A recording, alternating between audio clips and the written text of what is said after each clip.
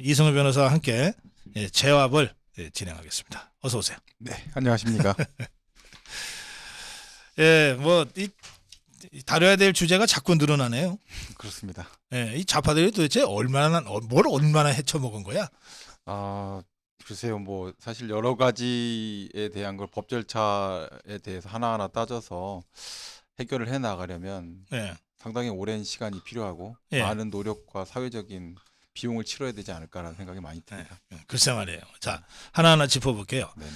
근데 이 썩은 내가 진동하는 이 좌파들의 부정부패 뭐 이런 것들도 이제 짚어봐야 되지만 네. 이게 이제 국정감사를 통해서 이제 하나하나 드러나니까 이걸 덮기 위한 좌파들의 이 방어를 위한 공격도 아주 거센데. 네네. 우선 그 문제부터 좀 짚어보죠. 그 감사원이 그 공무원들의 KTX SRT 이용 내역을 제출하라 그래서 그 내역을 받았어요. 감사원이 내라 그러는데 KTX나 SRT 같은 데가 어떻게 안 냅니까? 네네. 그런데 이 좌파 국회의원들이 가정법으로 공격을 하더라고요. 만약에 그 제출한 자료 중에 민간인이 있다면 민간인 사찰이다. 일단 이 부분에 대해서는 국정감사를 하시는 국회의원분들께서 아시고 얘기한다면 더 큰 문제고 모르고 얘기하신다고 한다면은 사실 그것도 큰 문제다 생각이 드는데 이 KTX하고 SRT뿐만 아니라 이 공직자 또는 공공기관 출장비 꼼수 처리 또는 부정수급 이 문제가 사실은 한두의 문제가 아닙니다. 실제로 국민권익위원회가 2020년도에 심각하게 문제 제기를 한 바가 있었고요. 그 내용 관련해서 작년에도 공직자들 부정수급 꼼수 처리가 대표적인 방식이 뭐냐면 요새 이제 스마트폰으로 이제 출장비 아니라 SRT나 이런 거를 체결할 수 있지 않습니까? 그렇죠. 그 예약을 그걸로 할 수 있죠. 하고 나서 개인 비용을 쓰고 사후 정산을 하는데 그걸 사용을 해서 남겨놓고 보여주고 취소할 수가 있습니다. 그래 돈은 받고 취소를 해. 그렇게 그렇지. 취소하면 또 그냥 쉽게 취소가 되죠. 취소가 돼서 실제로 그렇게 사기에 이용하는 경우도 사기지 그거는. 이용하는 경우들도 있고 또 그게 이제 공직자들 경우에도 그런 문제들이 있어서 징계를 받고 시정 조치 받은 사안들이 실제로 감사원 보고서로 작년에 나왔습니다. 그래요? 네, 그래서 이제 공공기관까지 사실 확대를 했다라고 보시면 될 것 같고요. 이제 이 문제가 그게 뭐 그게 얼마 되냐 하지만 그거 안 그렇습니다. 그렇습니다. 서울에서 부산까지 저희가 이제 출장 갈 때 기차를 많이 이용하는데 비행기 값과 거의 비슷해요. 그렇습니다. 서울에서 부산까지 한 사람이 간다 그러면 그냥 편도 얼마쯤 나와요? 10만 원 넘나요? 8만 5천 원 정도. 8만 5천 원? 그러면 왕복으로 해야 될 거 아니에요? 16만 5천 원 됩니다. 특실 기준으로. 그러니까 그런 식으로 되는 거예요. 그러니까 적은 돈이 아니에요. 그리고 이제 SRT 같은 경우에 이제 강남으로 바로 들어오지 않습니까? 그러다 보면 이제 저도 이제 지방 출장 때문에 많이 사용을 하는데 SRT 특실은 거의 매진입니다. 항상 매진돼 있고 어떨 때는 한 달 이후 거까지도 매진돼 있는 경우가 있습니다. 그 정도로 상당히 많은 공무원 공공기관에서 사용을 하고 있는 이제 형태가 되고요.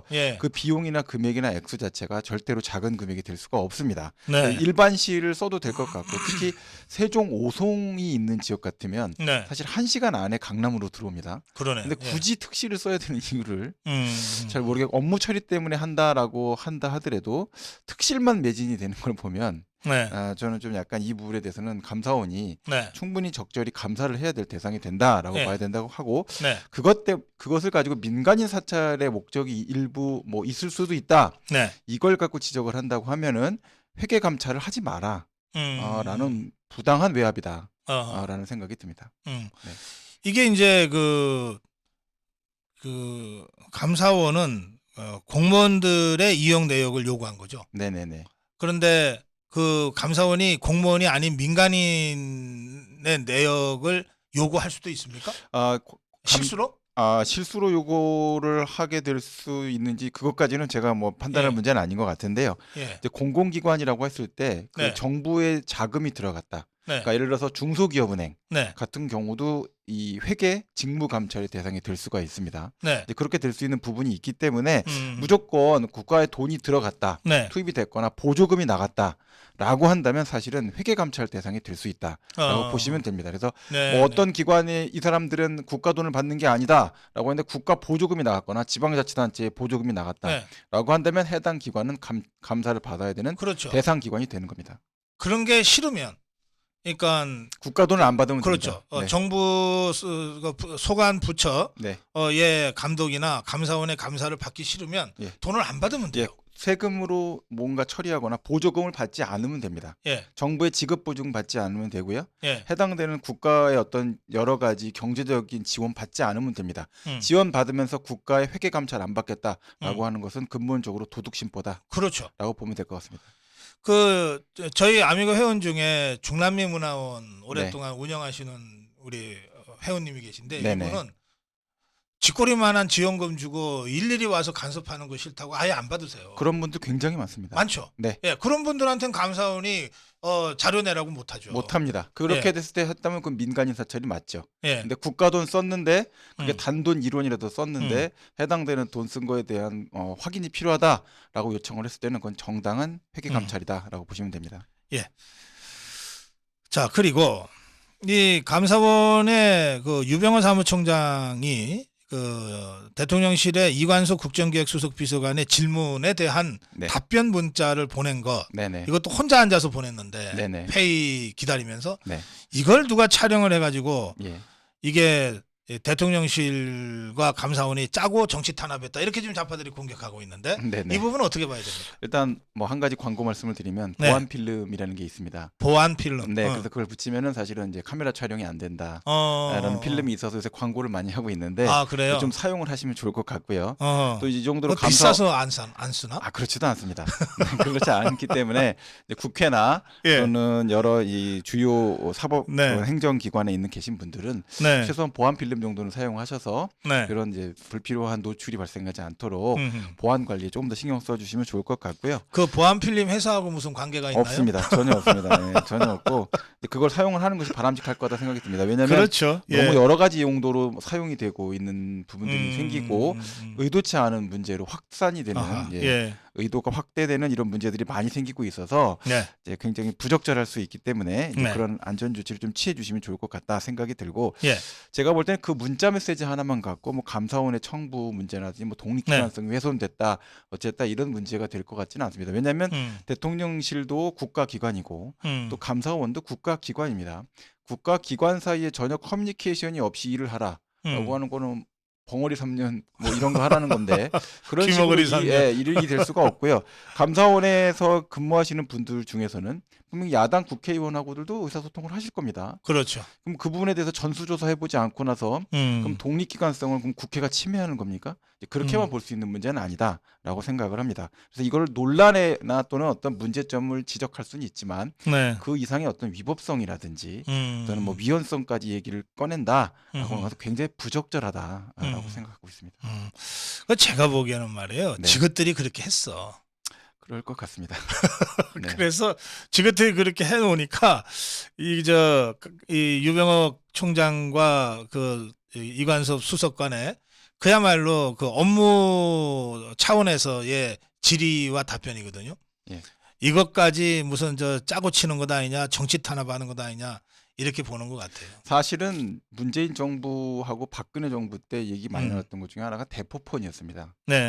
그러니까 대포폰을 청와대에서 사용한다, 뭐 해당되는 주요 정치인들이 사용한다 이런 문제가 심각하게 나왔었거든요. 그러니까 어떻게 본다면 이분은 자기 휴대폰 가지고 자기가 문자 메시지 보낸 정도이기 때문에 숨길 만한 내용이 없고 그냥 일반적인 SMS를 사용해서 썼다라고 하는 것을 봤을 때도 사실은 오히려 텔레그램이나 기타 대포폰을 사용한 그런 경우보다는 훨씬 공개적인 형태로 커뮤니케이션을 했다는 생각도 들기도 합니다. 거기에다가 이 더불어민주당 좌파들 말이죠. 지금 서해 피격 사건 관련해서 감사위원회 의결도 없이 뭐 감사를 했다, 뭐 서면 질의를 했다, 막 이런 식으로 공격하는데 이거는 어떻게 봐야 됩니까? 감사위원회라는 것은 이제 감사원법상의 이제 기구인데요. 네. 이제 기구 의결 자체를 이제 보시게 되면 감사위원 의결은 사실은 세 가지 정도라고 보실 수 있을 것 같습니다. 네. 연간 계획 또는 전체적인 큰 그림에서의 계획, 네. 어떤 것들을 할 것이다. 이걸 추인해주는 이제 그런 기관이다, 승인해주는 기관이다 보실 수가 있고, 예. 두 번째는 감사원 내부의 인사 관련된 결의를 하는 기관이다라고 보실 수 있습니다. 그다음에 최종적으로는 감사원의 최종 결과 보고서에 대해서 이렇게 우리는 결론을 내렸고 이렇게 조치한다라는 이제 보고서를 채택하는 이와 같은 기능을 가진다라고 보시면 될 것 같고. 그러니까 감사원의 최고 의결기관. 그렇습니다. 그 의결기관이 하나하나의 이 조사를 할 것이냐 말 것이냐, 감찰의 범위를 이렇게 넓혀 나갈 것이냐, 추가적인 내용에 대해서 어떻게 할 것이냐, 이거를 다 일일이 개입해 갖고 의결을 한다는 것도 현실적으로 불가능하다는 거는 누구나 알 겁니다. 그거는 감사위원들이 못 한다고 할 거예요. 그렇습니다. 아니 1년에 감사원이 감사하는 건수가 대략 몇 건 정도 될까요? 정부 기관 중에 감사를 해야 되는 기관이 직접 감사해야 되는 기관이 3만 개. 그 더 이상 넘어가 갖고 처리를 해야 되면 5만 개까지 한다 이런 얘기가 나오거든요. 그럼 사실은 감사원이 대한민국에서 법령이나 국가 돈이 흐르는데 모든 곳에 다 들어갈 수가 있습니다. 헤아릴 수 없을 정도로 많고, 그거를 범위를 정했다가도 사실은 갑자기 정권이 바뀐다든지 또는 갑자기 사회적 이슈가 크게 대두된다든지 라고 해서 국민적 관심사가 커진다, 이런 사건이 생기게 되면은 사실 조사하는 역량은 감사원에 근무하시는 분 숫자가 그렇게 많지 않거든요. 2,000명도 안 됩니다. 근데 그런 감사 인력을 갖고서는 수많은 기관을 다 감사를 다 어떻게 하겠습니까? 정기 감사도 해야 되고요. 비정기 감사도 되고 특별 조사도 해야 되고 여러 가지 문제가 있는데 그걸 어떻게 다 쫓아다닙니까? 그렇게 되다 보니까 해당되는 내용에서 조사 역량을 어디다 투입할 것인가에 대한 건 행정적인 판단을 하게 되고, 특별한 문제가 있을 때 특별한 문제 감사위원회에서 의결 사항으로 올라가게 될 것이다. 라고 보면 될 것 같습니다. 그래서 이번에 무슨 문재인이 서면 질의가 됐고 뭐가 됐고 이런 것들은 그렇습니다. 감사원이 일상적으로 감사위원회 의결 없이 할 수 있는 일 또는 해야만 되는 일에 속하는 거죠. 그렇습니다. 해당되는 기관 관련해서 사실은 직무 감찰을 하게 된 거죠. 왜냐하면 이게 굉장히 중요한 문제 아닙니까? 국가적으로 봤을 때도 이걸 우리 국민으로 볼 것이냐 말 것이냐에 대한 문제제기가 됐습니다. 그러면 감사원은 뭘 해줘야 되느냐? 국가기관이 어떻게 이것을 판단해서 하는 것이 옳다, 그르다에 대한 조사를 해서 보고를 하고, 그게 국회에도 보고가 되고 보고서로 채택이 돼서 정부에도 보고가 돼야 됩니다. 그래야 법령으로 정리가 되지 않겠습니까?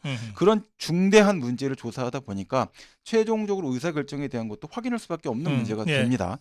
그렇게 돼서 해당 사안에 대해서 서면 질의를 했던 것에 대한 것인데 거기에서 제가 왜 예의를 따져야 되는지는 아직도 제가 잘 이해가 안 됩니다. 그래요. 우리 고 이대준님의 유족이 문재인이를 감사원법 위반으로 고발을 했습니다. 어떤 법적 근거를 갖고 고발합니까? 해당되는 내용 관련해서는 이제 감사위원회 관련해 갖고 감사원에서 이제 서면으로 질의를 하거나 출석을 요구하거나 자료 제출을 요구할 수가 있습니다. 근데 출석은 제외인데 자료 제출을 요구하거나 서면 질의를 했을 때 정당한 이유 없이 거부할 때 해당되는 형사처벌 규정이 있습니다. 높지는 않은데 1년 이하의 징역으로 처벌할 수 있게끔. 어쨌든 그건 형사처벌이죠. 형사처벌. 그러면 그게 정당한 이유 없이 거부할 때잖아요. 그렇습니다. 그 이제 문재인이가 무례하다고 거부했거든요. 예의 없다라는 내용으로 조사에 거부할 수 있는 근거는 없습니다. 그거는 거부할 수 있는 근거가 못 되는군요. 없습니다. 그러면 이자는 1년 이하의 그 징역에 해당되는 형사처벌을 받아야 되겠네요. 조사되게 되면은 형사처벌 대상이 될 가능성이 높다고 생각합니다. 이 경우에 이제 문재인이는 답변을 하려고 그랬는데 밑에 윤건영이라든지 그 똘마니들이 이거 하면 안 됩니다라고 말렸으면 그자도 같이 공범이 되나요? 공범이 된다고 할 정도가 되려면 의사 능력을 저희가 또 의심해 봐야 되기 때문에 그 정도의 의사 판단 능력이 부족한 분이 되진 않을 거라고 저는 믿습니다.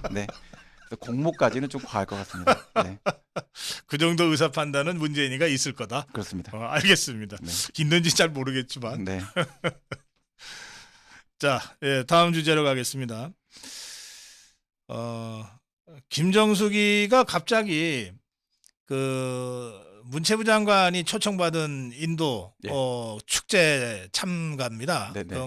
허황우 관련 축제인데 그거 지각하겠다고 나서는 바람에 원래 2,500만 원 예산 책정됐다가 3억 7천만 원 예산이 집행이 됐어요. 이거 국고 환수를 해야 되는 것 아니냐고 많은 분들이 요구하고 계시는데 이거 가능할까요? 일단은 결론적으로 말씀드리면 예. 간단치 않을 것 같다. 간단치 않을 것 같다. 왜냐하면 예. 일단 이게 외교적인 문제가 있게 돼서 네. 결과적으로는 이제 뭐 인도 정부를 압박했는지 어쨌는지는 몰라도 인도 정부의 공식적인 초청이 있긴 있었습니다. 이렇게 됐을 때 사실 공식 요청이 있었던 사안을 국고 환수 문제로 그거는 이게 김정숙이 쪽에서 해달라고 해서 그쪽에서 마지못해 해준 거 아닌가요? 그래도 이제 외교적 서로 결례가 될 수가 있기 때문에 그 문제에 대해서는 좀 고민이 많이 필요하지 않을까 생각은 들고 사안 관계에 대해서 이제 조금 말씀을 드리면 이제 아유타국의 이제 그 공주인 허왕홍이 김수로 이제 대왕하고 결혼을 해갖고 김해 가락국의 이제 시조가 됐다 뭐 이런 이제 내용이고 저도 사실은 이 기사가 나오기 얼마 전에 이제 그 관련된 스토리를 보다가 내용들을 봤는데 그 지역에 있는 사람들 입장에서는 굉장히 그거에 대한 자부심을 갖고 있다라는 얘기를 들었습니다. 근데 이 내용 관련해서 사실은 문화체육부 장관이 와서 문화 행사하는 정도로 이런 여러 가지 축제를 진행하는 정도의 예산을 한 3천만 원 정도를 생각을 해서 그쪽에서는 뭐 상당히 많은 준비를 했지만 우리 대한민국에서는 가서 그렇게 뭐 여러 가지 준비를 했던 것인데 이제 사실은 또 총리도 만나셨더라고요. 모디 총리요. 근데 이제 사실은 국가 원수가 아닌데 국가 원수로서의 거의 대우를 받으신 것 같은 국빈 대우를 이제 받으신 것 같은 내용들이 있어서 이게 도대체 왜 이렇게까지 일이 진행이 됐고 본인도 사실은 약간 그 앞에 이제 가셨을 때는 남편한테 뭐 이렇게 대통령께 뭐 이렇게 하는데 이 자리가 적절한지 아니면 내가 혼자서 온 게 처음이라 뭐 이런 표현들을 막 쓰시더라고요. 사실 격이 안 맞는 행동을 하셨다라는 생각은 굉장히 많이 들었습니다. 그런 측면이 있었고. 근데 제가 좀 이제 합리적 의심을 제기하는 건데 김정수이가 혼자서 대통령 전용기를 타고 갔잖아요. 대통령 휘장을 버젓이 드러내놓고 갔다 왔어요. 그렇습니다. 그러니까 실제로는 김정수이가 대통령 아니었나. 문재인이가 그냥 대통령의 남편이고. 그런 생각이 자꾸 드는데요. 뭐 사실은 예우상으로 대통령인 사람의 이제 배우자이기 때문에 영부인이라는 이제 칭호를 붙여서 여러 가지 부속실에서 이제 관리도 하고 하는 것이긴 하지만 사실 공식적으로 결재권이 있거나 공식 행사상으로 어떤 권한을 행사할 수 있는 지위는 아닙니다. 이제 사실은 가족인 거죠. 그런 측면에서 그 권한을 대리로 해서 행사하는 것도 아니고 뭐 전권대사로 간 그런 문제도 아닙니다. 그런데 그렇게 또 문화체육부 장관만 오면 된다라고 했던 자리에 그렇게 가신 형태가 됐단 말이죠. 과연 그게 이제 적합하냐, 이걸 갖고서 이제 법적으로 위법하냐라고 이제 따지는 문제는 사실 저도 많이 고민을 해봤는데 그게 녹록치 않은 문제들이 있을 것 같고, 근데 적절하냐라고 했을 때는 매우 부적절하다라고 평가가 되고. 그러나 국고 환수가 외교적인 문제 등등 때문에 인도하고의 심각한 외교적인 손상이 존재할 수 있지 않을까라는 생각이 듭니다. 왜냐하면 그 자리에 갔고 사실 행사가 여러 가지가 진행이 됐더라고요. 근데 그 행사에 진행됐던 것이 위법 사항이었다. 이렇게 됐을 때 이제 인도 입장에서는 찬물 바가지를 뒤집어 쓰는 것 같은 태도가 될 것 같아서 이제 인도 태평양이 정부의 전략하고 고려해 봤을 때는 3억 4천만 원 환수 때문에 이제 어떻게 보면 대기를 손상하는 것은 좀 부적절할 수 있다. 알겠습니다. 이 정도 선에서 이제 욕만 하고 끝내야 되는 게 아닌가 이런 생각은 듭니다. 욕만 하고 끝낼 사안이다. 사법 처리로 가기는 좀 어려운 사안이다. 이게 우리 이승우 변호사의. 그렇지만 이제 그 총무비서관으로 돼 있던 그 부분에 대한 문제는 좀 심각할 수 있겠다 생각은 들었습니다. 무슨 디자이너 딸. 그 프랑스 국적자. 네, 그렇습니다. 이제 이분은 사실은 이중 국적인 상태인데 사실 청와대라는 게 이제 뭐 옷만 했다 이렇게 하지만 대통령의 건강 상태 또는 성품, 성향, 기호 이런 것들도 사실은 국가의 기밀로 사실은 보안이 관리가 되는 것이고요. 그런 것이 노출이 됐을 때는 사실은 뭐 적국이든 또는 우리하고 이해관계가 상충되는 국가에서 충분히 활용하거나 이용할 수 있는 그런 고급 정보가 될 수가 있습니다. 그렇기 때문에 대통령 기록물로 사실은 보안을 걸어서 상당 기간 동안 관리하고 보존시키는 여러 가지 이유가 다 있는 것이거든요. 그래서 본인이 생각할 때 걔 위험한 애 아니에요. 이렇게 생각한다고 해갖고 이중국격자니까 보안이 필요한 곳에 들어갈 수 있습니다. 이렇게 해석한다는 것은 이제 완전히 아전인수적인 해석이다 이렇게 생각이 돼서 이건 법적으로도 안 되게 돼 있죠. 예, 이중국적자는 예, 대통령실 근무가 안 되게 돼 네, 있죠. 그런 여러 가지 문제가 있어서 이제 그 완전 금지는 아니고요. 예, 이런 사유에 해당되는 경우에는 그러니까 국가안전보장이나 여러 가지 보안과 관련된 문제가 존재할 때에는 그와 같은 이제 직무에는 이제 공무원으로 임명할 수 없다. 하지 않을 수 있다 이렇게 되어 있는 형태의 규정이라고 보시면 됩니다. 그래서 네네. 제외 규정으로 되어 있는데 제외 규정을 이제 무시했다라고 볼 수 있고 그게 뭐 옷만 본 것이다. 이제 그렇게 얘기를 한다 그러면 사실은 이 문제는 이제 듣는 분들 입장에서는 기분 나쁘실지 모르겠지만 네. 최순실 씨가 아무런 자격 없이 청와대 왔다 갔다 한 거나 네. 들어갈 수 없는 자리에 사실은 법을 위반해서 자리에 앉아서 대통령을 수행한 경우나 사실은 크게 달리 봐야 될 문제인가 이런 생각은 듭니다. 네. 그래요. 알겠습니다.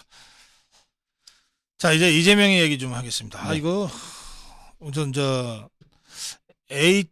KH 그룹, 그러니까 네네네. 쌍방울과 KH와 화천대유가 이게 얽히고 설킨 관계라고 하는 사실이 지금 드러나고 있는데 네네. 우선 설명 좀 해주실래요? 일단 뭐 KH 그룹이라는 건 이제 새롭게 갑자기 등장을 한 것처럼 이제 보이긴 네. 하는데 이제 쌍방울의 전 김성태 회장 네. 하고 그다음에 배상윤 회장, 그러니까 KH 회장 이 사람이 이제 언론 보도에 따르면 조직폭력배로서 서로 뭐 막역한 호영호재하는 관계다. 이렇게 돼 있고 이 김성태 씨하고 김만배 씨하고 네. 또 호영호재하는 관계다. 또 굉장히 가까운 막역한 관계다.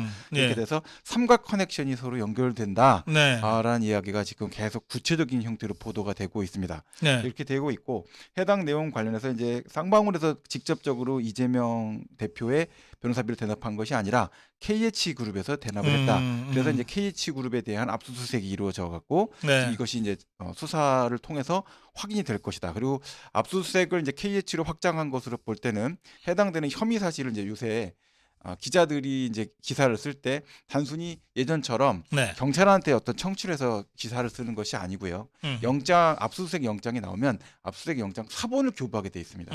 그러면 사본을 다 공개한다고 보시면 되고요. 네, 네. 공개된 사본을 사실은 당사자들이 보게 되면 그 당사자들이 보게 된 사본에 대한 것들을 갖고 기자들이 기사를 쓴다 보시면 됩니다. 네. 그러니까 구체적인 범죄 사실에 대한 혐의 또는 압수수색 영장과 관련된 필요한 최소한의 필요성, 관련성에 대한 것들이 기재되어 있는 문서를 기자들이 확인하고 문서를 썼다라고 보시면 됩니다. 그러니까 근데 이 기소장은 이제 수사한 검찰의 결론이죠. 그렇습니다. 그러니까 결론이라보다 기소장이 아니라 압수수색 영장의 범죄 사실입니다. 압수수색 영장의 KH 그룹을 왜 압수수색했느냐 해당되는 내용에 대한 구체적인 기재가 있는 거죠. 네. 그게 범죄 사실과 필요성, 관련성 이렇게 기재를 하게끔 되어 있는데 네. 그 내용이 이제 사실은 수사하고 있는 핵심적인 얘기들이 다 들어가 있다라고 그것은 법원이 발부할 때 다 읽어봅니다. 이제 효과가 있잖아요. 그렇습니다. 그러면 그 검찰이 이러이러한 이유로 압수수색을 해야 된다라고 요청했을 때 법원이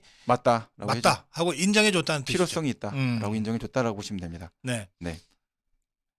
자, 이제 그렇게 해서 해당 내용 관련해서 비용 처리가 됐다. 그래서 전격 압수수색이 이제 이루어진 상태로 지금 진행이 되고 있고요.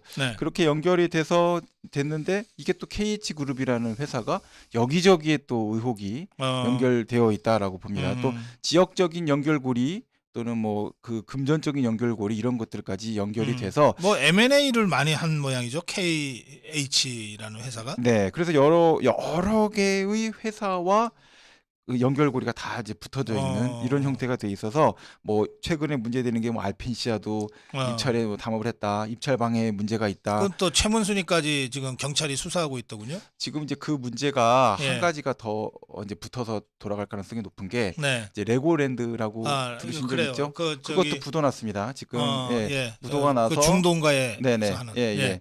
거기에서 이제 개발할 때 그 시행사에 대해서 강원도에서 지급보증 2천억을 걸어놨거든요. 근데 지금 그 시행사가 이제 부도가 났는데 처음에 나올 때는 이제 김진태 현재 강원도 지사가 뭐 합리적인 근거 없이 이거를 디폴트를 냈다라고 이제 일보가 사실은 이제 보도가 되거나 뭐 저의 개인적인 이제 지인분들 통해 갖고 얘기를 들었는데 2차적으로는 또 의혹이 발생되는 문제가 이 인허가 아닙니까? 결국은 정상적인 인허가 과정을 거쳤느냐 아니면 인허가 과정에 있어서 또 다른 게이트의 문제냐 그것 때문에 왜냐하면 김진태 지사라는 분도 사실은 그렇게 법적으로 무지한 분은 아니거든요. 그렇죠. 검사 직업 보증을 서로 해서 서명을 했는데 그걸 난 못 해준다라고 말을 해서 사건화 시킬 때는 사실은 그 문제에 대해서 단순하게 위험하다고 느꼈을 수 네, 있죠. 여러 가지 문제를 고려해 갖고서는 이것을 표면화 시켜야 되겠다라는 결정을 했다라는 생각도 들거든요. 이제 그런 점을 고려해 본다고 한다면 이것도 또 하나의 그 일은 최문순 때 진행됐던 그렇습니다. 예, 그 문제가 있어서 이게 다 연결고리선상 안에 있는 것이 아닌가. 알펜시아는 뭐 말하자면 평창 동계올림픽 관련된 문제 아닙니까? 결국은 그것들이 다 지급보증 또는 그 강원도의 재정과 관련된 문제, 인허가와 관련된 문제들과 다 연결돼 있다라고 보시면 될 것 같습니다. 네. 그래서 이거는 이제 사실 수사하다 보니까 여기까지 간 건데 네네. 이게 본격적으로 게이트로 비화할 조짐을 좀 보이고 있거든요. 심각하게 여러 가지 지금 사실관계 관련해서 묶여서 들어가고 있는 것 같은데요. 지금 사안 관련해서는 뭐 단순한 한 개의 문제가 아니라 KH그룹에 대한 압수수색 그 자료를 가지고 분석을 하게 되면 말씀하신 바와 같이 전방위적인 로비가 이루어졌을 가능성이 있다라는 의혹이 여기저기서 지금 제기되고 있습니다. 그러니까 결국은 본체로서 이제 배상윤 회장이라는 분이 조사를 받고 KH그룹과 다른 회사들과의 관계, 그다음에 정관계 유착, 입찰 담합, 또 인허가권과 관련된 어떤 거래 이런 것들이 다 굉장히 많은 이제 수사 선상에 오르게 될 것이다라고 생각됩니다. 이 쌍방울의 김성태나 KH의 배상윤이나 다 조폭 출신이라고 그러던데. 네, 그렇습니다. 지금은 조폭인지 아닌지 모르겠지만. 그건 모르겠습니다. 예전에는 조폭이었던. 전직이라는 얘기를 들었습니다. 네. 어느 동네 조폭이었대요? 뭐 지역 정서를 자극할까봐 걱정이 되는 부분인데. 이제 언론 보도에는 저 에스파라고 목포 쪽에 에스파라고 에스파라고 그러던데. 네네 그런 이야기에 대한 보도는 그런 보도도 봤어요. 네네 저도 그렇게 봤는데 이제 결국은 그 특정 지역에 이제 조직 폭력배로서 서로 간의 관계가 있다. 이런 보도는 뭐 굉장히 구체적으로 다 올라와 있는 상태에 있어서 그 점은 명확한 것 같습니다. 그래요. 알겠습니다. 이 사건은 사실 제 감각으로는 정치 권력, 그다음에 조폭, 그다음에 이 브로커 수준의 이 기업하는 사람들, 이게 정상적인 기업이면 이렇게 엮이지 않거든요. 정상적인 기업이면 정치 권력과 엮일 수는 있어요. 정경유착으로. 여기에 조폭이 끼어들 수 없어요. 그렇습니다. 우리나라 기업들이 다 글로벌한 이 기업들인데 무슨 놈이 뭐 동네 양아치들이나 이게 끼어들어서 뭘 합니까? 그렇습니다. 그러니까 제가 보기에 기업도 제대로 된 기업들이 아니에요.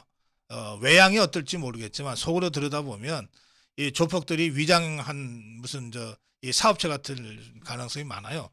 이렇게 지금 이 엮여져 있는 거기 때문에 이게 상상을 절할 어떤 이 범죄들이 벌어졌을 가능성이 매우 높습니다.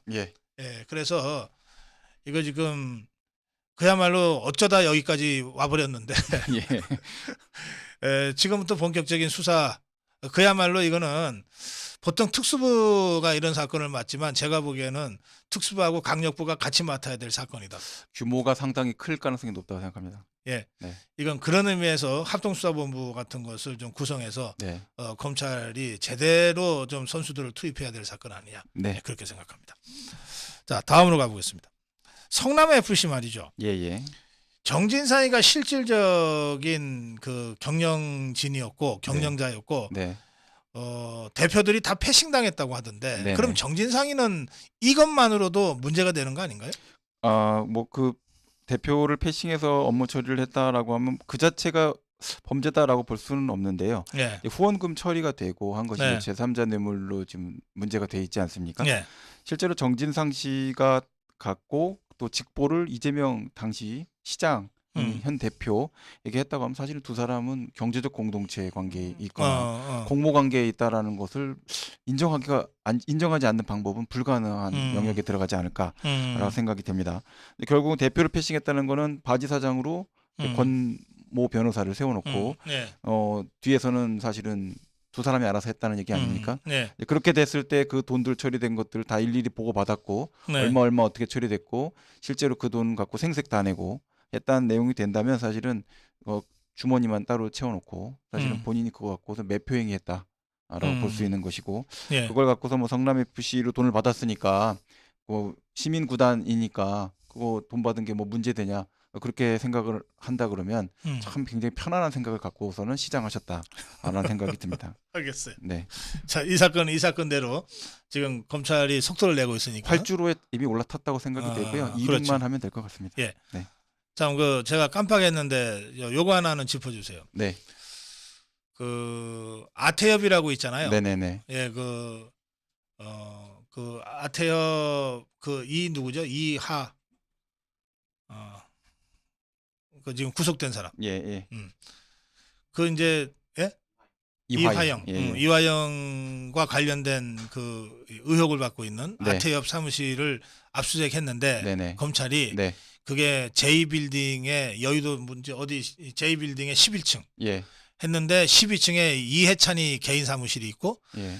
그리고 그 이화영이 법인카드 중에 170만 원의 오디오 세트가 이해찬 사무실로 배송됐다는 정황이 확인이 돼서 그 이해찬 사무실까지 압수수색했는데 오디오는 거기서 발견을 못했다는 거예요. 예. 보도된 건 여기까지입니다. 네네네. 그럼 이해찬이는 어떻게 되는 겁니까? 일단 이 보도가 사실이라면. 예, 그 내용 관련해서 얘기가 됐다고 한다면 연결고리가 네. 있다라고 볼 수밖에 없는 거고요. 네.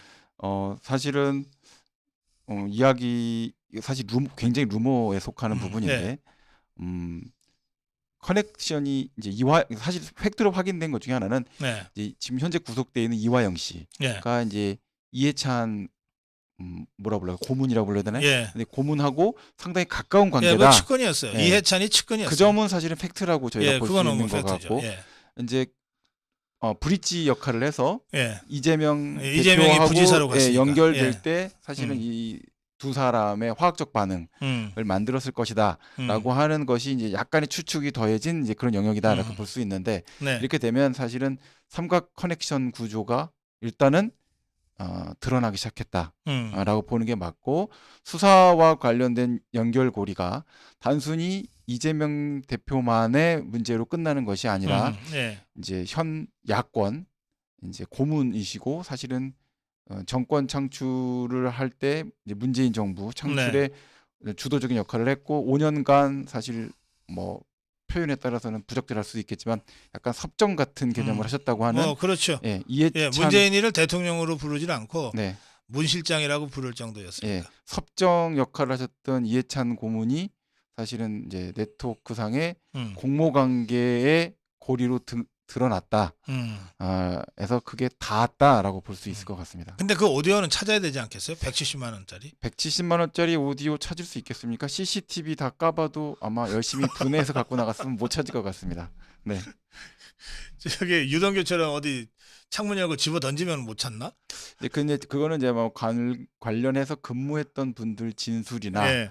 또는 그 건물에 근무하고 계신 분들 진술 같은 걸 통해서 그냥 고가 오디오이면 사실은 그 고가 오디오 뭐 170이 뭐 대단한 고가다라고 말하기는 어렵지만 또 사실은 싼 금액도 아니거든요. 그렇게 되면 그게 이제 어떤 용도로 쓰였고 누가 주로 썼고 이런 부분에 대한 것들은 또 방문했던 사람들이 한두 명이 아닐 것이기 때문에 진술을 통해서 윤곽이 드러날 수 있다고 생각합니다. 이것들 정말 욕심이 끝이 없네요. 네. 자, 좀 심각한 문제라고 하겠습니다.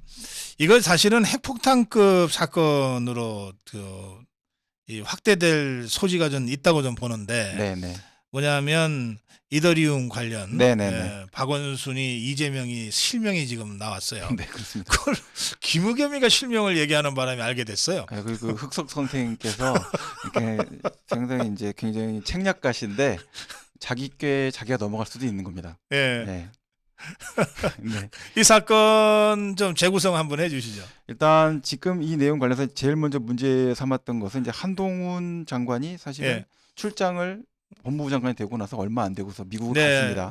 9박 10일인가 꽤 길게 갔다 왔죠. 네, 굉장히 길게 갔다 왔는데 사실은 이 부분에 대해서 뭐 이재명 사건 수사하려고 미국 출장을 갔다라고 말할 수도 있겠지만 한국하고 미국 사이 사법 공조해야 될 문제가 상당히 많이 누적되어 있습니다. 아, 그래요. 예. 간단하게 얘기하면 해경궁 홍치 사건.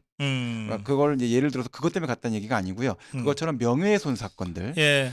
또 했을 때 사실 텔레그램이나 페이스북이나 예. 또는 여러 가지 이제 미국의 서버를 두고 있는 해외 글로벌 예. SNS 그룹들 이런 데서 사용했던 계정들이 사실은 공조가 안 됩니다. 그쪽에서 공개를 거부하죠. 네, 그렇습니다. 허위 사실 적시 경우에도 표현의 자유 영역이다라고 보고 그건 손해배상 청구 소송을 해야 되지 그걸 왜 형사처벌을 하느냐라고 봐는 형태로 이제 FBI나 연방사법국에서 회신이 오는 형태로 이제 회신을 받다 보니까 경찰 내부에서도 그거에 대해서 굉장히 스트레스를 받고 있고 검찰청은 말할 것도 없거든요. 그래서 그 문제에 대한 것들을 사실은 협력하기 위해서 논의가 많이 필요한 부분이 있습니다. 저도 사실은 제가 직접 장관님이 어떤 업무로 가셨는지 말씀을 드는 건 아니지만 그 문제와 관련해서 이 사이버 수사 역량 또 해외에서 이루어지는 여러 가지 이 문제에 대해서 협력할 부분이 많기 때문에 디지털 수사와 관련된 이 문제를 사실 협의할 것이다라고 저는 추측을 했고 그게 아마 맞지 않을까라고 생각합니다. 그리고 이재명 대표나 또 다른 분들이 생각할 때는 본인들 사건 때문에 갔다고 되게 과대망상을 갔는데 대한민국이 이재명 대표만 구속된다고 해갖고 모든 것이 다 정상화될 수 있는 정도의 규모의 국가는 아닙니다. 그렇지. 네, 법무부 장관은 미국에 출장을 해서 해야 될 일이 정말 많았고요. 미국에 가서 처리해야 될 여러 가지 형사사법적인 문제가 진짜 많았습니다. 이제 그렇게 보면 저는 맞다 생각하고 이걸 이재명 사건 수사하려고 미국 출장을 갔다 이렇게 폄하하는 표현을 썼는데 그건 재발절인 표현이다라고 생각이 들었습니다. 자, 그런데 어쨌든 이 재발절인 이 김의겸이가 먼저 까고 나왔어요. 그렇습니다. 근데 우선 팩트는 그거죠. 그리피스라는 자가 북한의 평양에 가서 그렇습니다. 그 국제 제재를 피해서 암호화폐 코인을 북한으로 들여오는 나가고 하는 거를 이제 그 기술을 전수했다. 그렇습니다. 이거는 팩트죠. 네, 팩트입니다. 그래서 이자가 지금 미국에서 재판받아서 유죄로 감옥에 가 있는 거죠. 그렇습니다. 네, 그런데 그 사람의 증거 중에 이메일이 확보가 돼 있는 게 있는데 거기에 이제 이재명, 박원순이라는 이름이 등장을 해서 해당되는 내용에 대한 것들이 지금 노출이 된 것이고 국가에서는 사실은 그 내용을 알았다 하더라도 먼저 언급하기가 어려워서 조용히 이제 확인을 하거나 이 내용에 대한 걸 제공을 받았다 하더라도 검토가 많이 필요. 왜냐하면 실질적으로 이 내용 자체를 어디까지 사실로 받아들여야 될지 고민될 수 있는 부분이 많은데 이재명 수사하러 거기까지 갔다. 해당되는 내용에서 이메일에 이재명, 박원순이 등장을 하고 그 내용 관련해서 그리피스 해당되는 이메일에서 코인 이더리움을 설치하고 하는 내용과 관련된 사건이 연결된다. 사실은 불리한 진술로 인한 자백을 다 해준 거거든요. 이게 사실은 변호사면 바로 사임당해야 될 상황이 된 겁니다. 그래서 자폭이거든요. 이 정도가 되면. 그러면 이게 왜 나온 건지에 대한 질문을 던져준 거죠. 한동훈 장관은 그러니까 사라지고 범죄 수사와 관련돼서만 그런 문제로만 간 건 아니고 그게 뭐 문제가 되느냐 하고 잊혀지면 됩니다. 그러고 나면 남는 것은 그리피스 이메일에 박원순은 뭐고 이더리움을 왜 북한에 갖다 줘? 이 얘기가 되는 거죠. 그렇죠. 결국 그 금액이 중요한 게 아니라 그럼 암호화폐와 관련된 기술에 과연 그리피스라는 사람이 이재명이라는 이름이나 박원순이라는 이름을 적극적으로 접촉하지 않고서 알기나 했겠습니까? 한국 밖에 있는 사람이 박원순을 알게 뭐고 이재명을 알게 뭐고 한동훈을 알게 뭡니까? 전혀 모릅니다. 근데 여기 등장한다. 어느 정도 밀도로 어떻게 등장했는지 이건 매우 궁금한 문제가 되는 거죠. 지금 개딸들이 뭐라고 그러냐면 아니 거기 이름은 없잖아. 서울시장 성남시장이라고만 돼 있는데 왜 김의겸이 네가 그거를 이재명이라고 박원순이라고 그래 라고 항의를 하고 그랬다 그러는데 실제 이메일에 이름은 없나요? 이미 이름이 있는지까지 저도 사실 확인을 못 해봤는데 이제 결국은 이렇게 되면은 해당되는 자료를 받아서 공개하게 되는 문제가 될 거라고 생각됩니다. 오히려 이제 이 내용 관련해서 갖고서는 이 문제가 왜 등장했는지 이거는 굉장히 사법적인 문제도 돼야 되고 이 문제와 관련해 갖고는 여러 가지 이제 국정감사에 관련된 문제가 돼야 되는 것이 아닌가. 국가기관에서 사실 개입을 해서 북한하고 암호화폐의 거래 의혹이 지금 발생된 거거든요. 이건 국민적 의혹이 되는 거고, 그를 통해 갖고서는 부적절한 자금이 흘러 들어갔다. 사실은 북한하고 여러 가지 일들을 진행하고 뭐 평창 관련된 문제, 여러 가지 문제에 사실은 KH그룹이 있는데 그것과 관련된 곳이 또 아태협이고, 아태협과 관련된 문제 중에서 또 하나가 그리피스에 관련된 문제로 불똥이 튀는 문제가 있고, 예. 거기에 서울시장과 경기도지사가 등장을 해갖고 문제를 제기하고 있는 상태가 되니까 정권 전체와 관련된 예. 북한하고의 부적절한 자금 흐름, 이 문제가 사실은 표면화될 수 있는 얘기가 언급된 것이다라는 생각이 듭니다. 여기 잘했다 김의겸. 네. 아니 이 자는 진짜 무슨 생각으로 이걸 이렇게 국회 그 방송입니다. 방송에서 이걸 이렇게 떠들어댔을까요? 제 생각에는 이 내용, 글쎄요. 저는 그거까지는 제가 그분의 사상 체계를 제가 잘 이해가 안 되기 때문에 정확하게 알 수는 없지만, 굳이 실명을 언급해서 이 내용 관련해서 언급할 때 이제 이야기를 하시다가 흥분해서 자살골을 넣으신 게 아닐까. 흥분해서 자살골 넣은 거다. 네네네. 예, 일단 이승훈 변호사의 상식적인 해석이었습니다. 네. 흥분해서 자살골 넣은 거다. 네. 자, 여기까지 가겠습니다. 이건 이제 이것도 시작입니다. 이제. 그렇습니다. 굉장히 심각한 문제가 시작이 됐습니다. 우선 한동훈 장관 입장에서는 그거 제보한 겁니까? 이러고 지금 반응이 나왔으니까 제보 받았다 치고 수사 들어간다 이거 아닙니까? 해석론으로서 굉장히 합리적인 해석론을 제기해 줬는데 팩트에 기반한 해석론처럼 나왔기 때문에 수사할 만한 가치가 충분히 생겼다라고 본 것 같습니다. 알겠습니다. 네네. 자, 이제 이스타로 가겠습니다. 이것도 정말 구린내가 너무나. 네. 아니 500명 뽑는데 100명을 부정 채용했다는데, 저 솔직히 제가 나중에 뭐 야단 맞을 얘기인지 모르겠지만 그동안 비행기 안 떨어진 게 천만다행이다 싶더라니까. 그렇죠. 제가 생각해도 그 안전성과 관련돼서는 사실은 그 안에 들어가는 승무원 또는 여러 뭐 정비하는 문제들 다 포함해서 안전 조치를 할 수 있는 능력 있는 사람들이 들어가도 위험이 생길 수 있는 비행기인데, 말씀하신 내용처럼 좀 아찔한 부분이 있는 것 같습니다. 그렇죠. 이걸 근데 이상직위는 이거 관행이었다. 지역 인재 뭐 이렇게 채용 과정에서 뭐 어떻게 하다 보니까 그랬다 그러는데, 이게 이제 그 청탁을 받고 부정 채용을 했다고 하면, 그럼 이거는 어떤 죄에 해당됩니까? 지금 청탁받고서 처리한 내용 자체를 이제 이스타 쪽으로 본다면은 이제 배임죄가 될 테고요. 업무상 배임. 이제 이런 문제가 될 테고요. 이제 공무원인 국회의원이 그거를 이제 청탁을 하고 별도로 그런 청탁하는 사람들한테 뭐 뇌물을 받는다든지 또 여러 가지 향응을 제공받았다. 또는 이권관계의 어떤 이익을 제공받았다. 그러면 이제 수뢰죄가 되는 문제가 되겠죠. 국회의원이 중간에 그걸 알선해 준 거 아니겠습니까? 그러니까 뭐 알선 수재의 문제가 될 수 있고, 수뢰 후 부정처사의 문제가 될 수도 있고, 배임 수재의 문제가 될 수도 있고, 뭐 뇌물 공여, 뇌물 수수 이런 여러 가지 혐의로 다 문제가 될 수 있는 그런 종합세타라고 보시면 될 것 같아요. 이게 이상직이라는 자가 국회의원을 했거든요. 그러니까 국회의원들 이름이 나오고 한명수위가 나오는데, 아무리 그래도 같은 국회의원들끼리는 야 이거 좀 해라고는 못 하거든. 그렇습니다. 뭔가 부탁을 할 수밖에 없어요. 그렇습니다. 그러니까 부탁하는데 맨입으로 합니까? 뭔가 하여튼 향응이 제공됐거나 뭔가 뭐 있었을 것 같아요. 이 부분 이제 수사가 들어가야 되겠네요. 꿀을 발라야 삼킬 수 있겠죠. 별로 맛있는 그런 형태의 구조는 아니니까요. 그래서 결국 이제 꿀 바르는 것이 이제 어떤 범죄냐, 알선 수재냐, 아니면 뭐 이제 수뢰 후 수뢰 후 부정처사가 되느냐, 뭐 배임 수재의 문제로 볼 것이냐, 뭐 공여 관계로 볼 것이냐, 전체적인 문제를 이제 다 검토할 수밖에 없는 것이고, 구체적으로 이제 거론됐던 사람들의 내용에 대해서 뭐 면책 특권이 있지만 윤창을 의원도 사실은 이제 경제통이시기 때문에 굉장히 이제 함부로 말을 안 하시는 분으로 유명하신 분이거든요. 그래서 구체적인 실명을 다 거론했다라고 할 때는 확실한 이제 증거가 있고 확증이 있기 때문에 이렇게까지 적극적으로 거론을 하셨을 거라 생각이 듭니다. 결국 관행이다라는 말이 나오면 이런 사건이면 이제 구속된다 하나고 보시면 될 것 같습니다. 관행이라는 얘기는 다 그렇게 했는데 왜 나만 갖고 그런 얘기거든요. 그런 뜻이죠. 사실은 맞다. 그렇지만 뭐 다들 그렇게 하던데 왜 나만. 그럼 누구도 그렇게 했는지 얘기만 하면 된다라고 하고 너 일단 들어가고 다음번에 또 순서로 가면 된다. 이렇게 볼 수 있는 게 이제 관행이다라는 표현으로 생각하시면 될 것 같습니다. 이거를 문재인 좌파 정권 때 경찰이 2번을 무혐의 했거든요. 네. 그럼 이 경찰은 처벌을 할 수가 있나요? 처벌은 이제 안 받을 만큼 해놨겠죠. 제가 전에도 말씀드렸지 않습니까? 수사기관이 겁나는 건 기소하는 게 겁나는 게 아닙니다.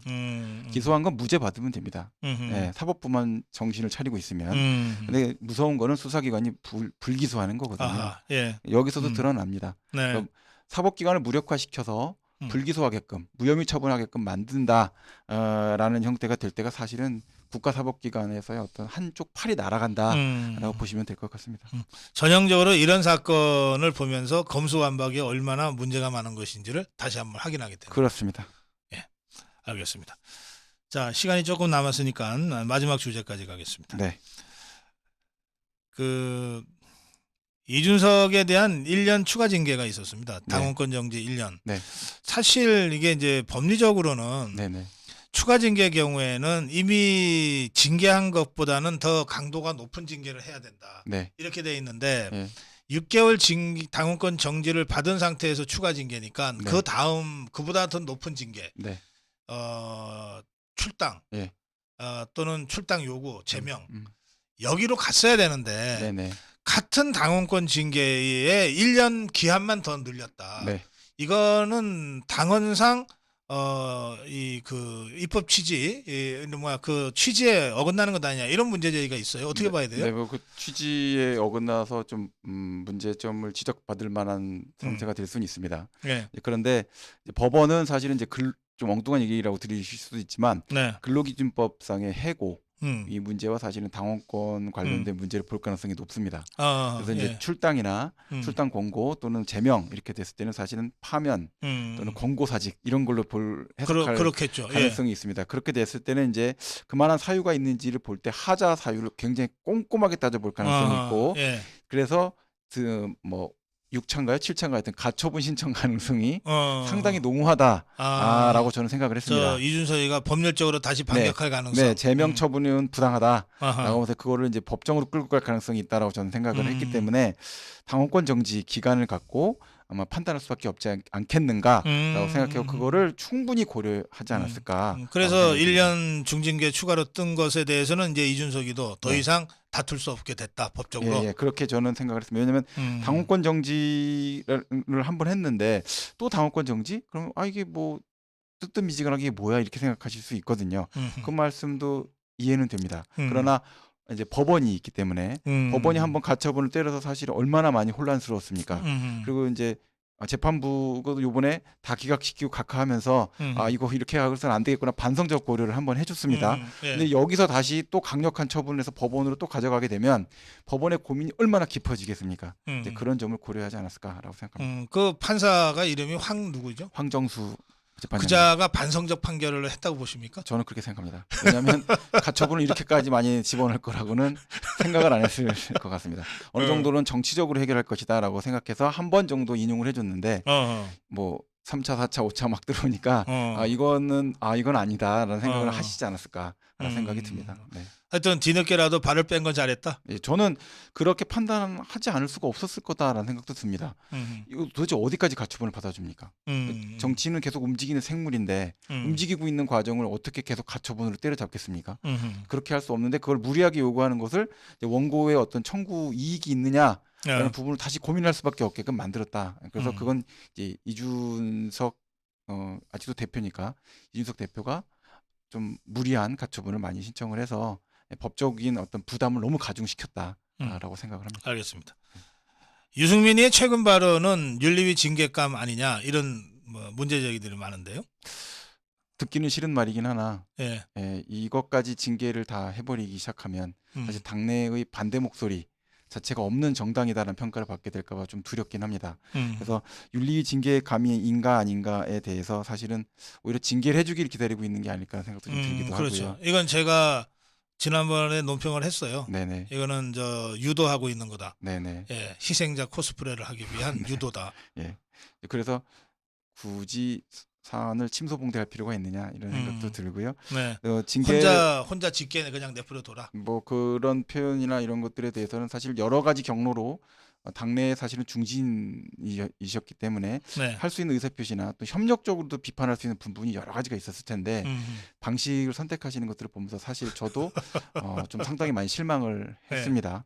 이제 그 내용들을 굳이 어떤 명분으로 만들어질 필요가 있느냐라고 생각이 들어서 뭐 윤리위의 징계 대상이 될 만한 소지가 있긴 하나 그거를 과연 정치적으로 고민해야 될 문제가 있느냐 이 부분에 대해서는 아마 윤리위에서 고민을 하지 않을까 생각합니다. 좋은 말씀하셨어요. 네. 그러니까 저는 이제 이럴 때 제가 그 팁을 하나 드릴게요. 이럴 때 유승민이 발언에 대해서 홍준표 시장이 얘기하고 네네.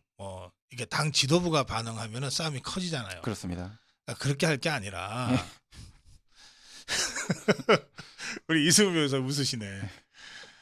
아니 초선 의원 중에 한두 명이 좀 나서서 야 유승민이 조용해. 아니면 저 중하위 당직자 중에도 국회의원은 아니지만 그런 발언을 할 수 있는 사람들이 있어요.